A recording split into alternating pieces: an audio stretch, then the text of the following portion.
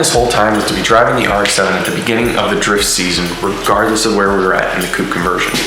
Now that the season is here, it's time to get the suspension dialed in for drifting. All that remain are two main things. Delete the rear DTSS, more steering angle.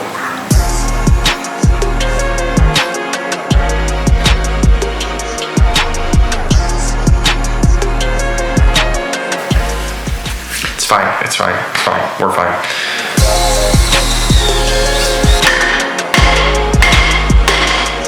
So I didn't know this, but apparently the rotors being stuck on the hubs of these cars is a common issue. Now I decided, since I already have to pull off the rear knuckles and have the bushings pressed out of those, that I might as well just pull the whole assembly off for this, press the rotor off. The only thing I need there is the hub assembly itself and the wheel bearing. I don't need the knuckle, obviously that's getting replaced, and I'm getting a new rotor for it, or I have new rotors for it, so it kind of was a pain, but that's what we'll do. So now I guess is a good time to go over why you would want to change out the knuckle or modify a knuckle on your drift car. You can see here that this looks pretty similar, but it is definitely different in some ways and different in many ways, and the geometry of this is changed. So you can see if I line them up here, the strut mounts are the same, these match, but almost everything else is different. One of the biggest and main reasons is, notice how the tie rod pickup is different.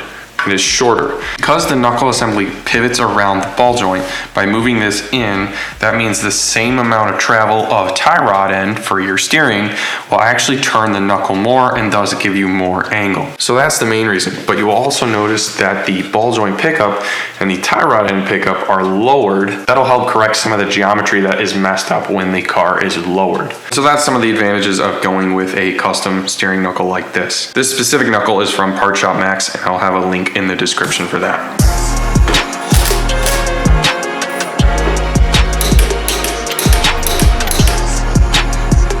Well, this is it. We are here, and I'm about to do the first run ever in this car. I would be lying if I said I wasn't nervous at all, because I am pretty nervous.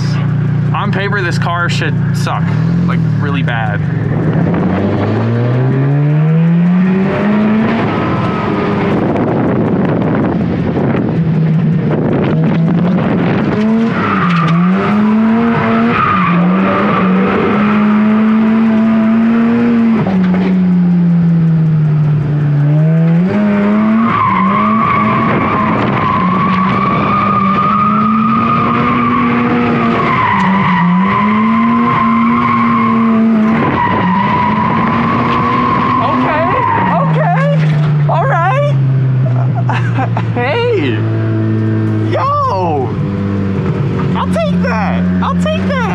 Wow, that was way better than I thought. I thought it wasn't even gonna slide at all, to be honest, so I am so stoked. It probably helps that I filled the tire pressure to 50 PSI in the rear, but they're 205s, which I thought was kind of fat for this thing, for having as little power as it does, so we'll see.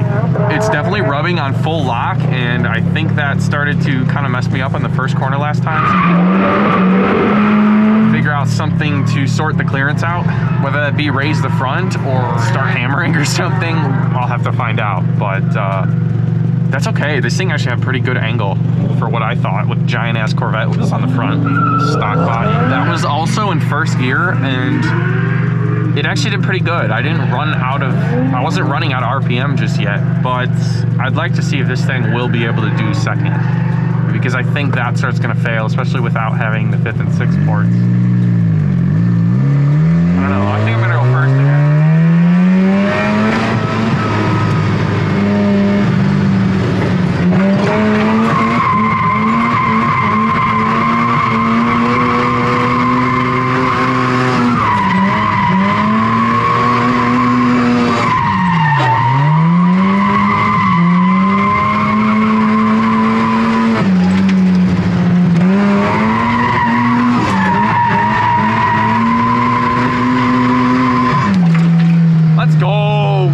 Let's go!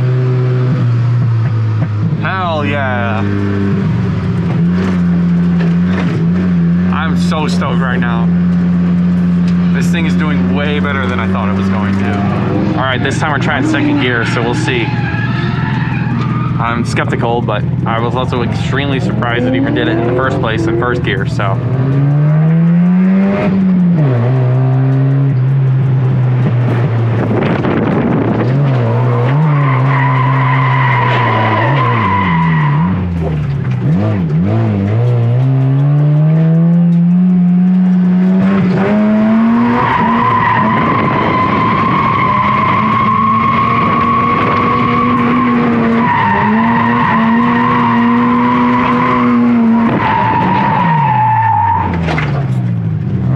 Second gear wasn't that great.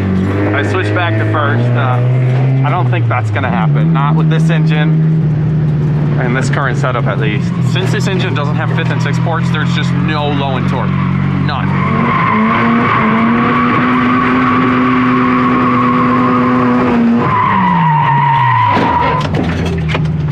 Jesus.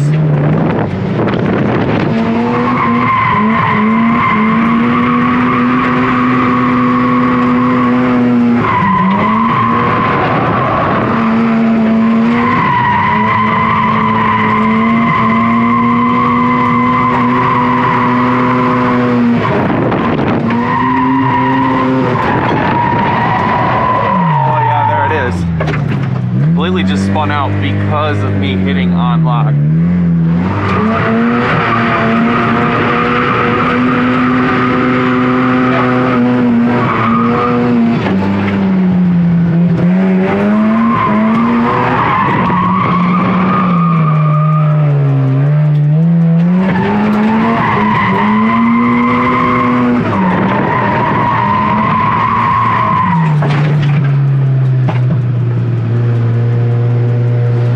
Steer is definitely good.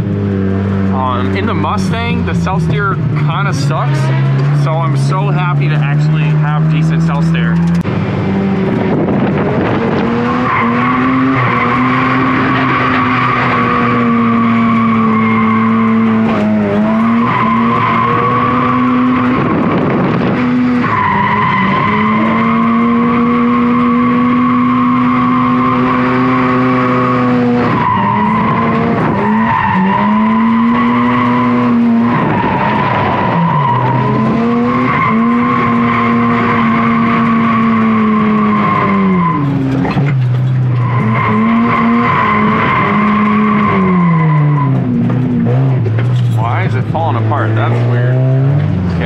It's like starting to lose power. I don't know if my battery's coming disconnected or something, but the last 2 runs it cut out on those corners.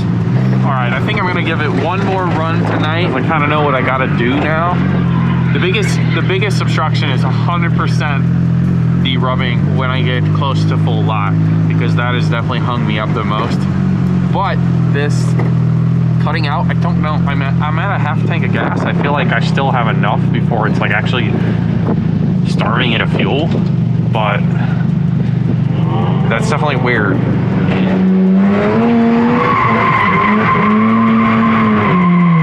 Yeah, there it goes again. Weird.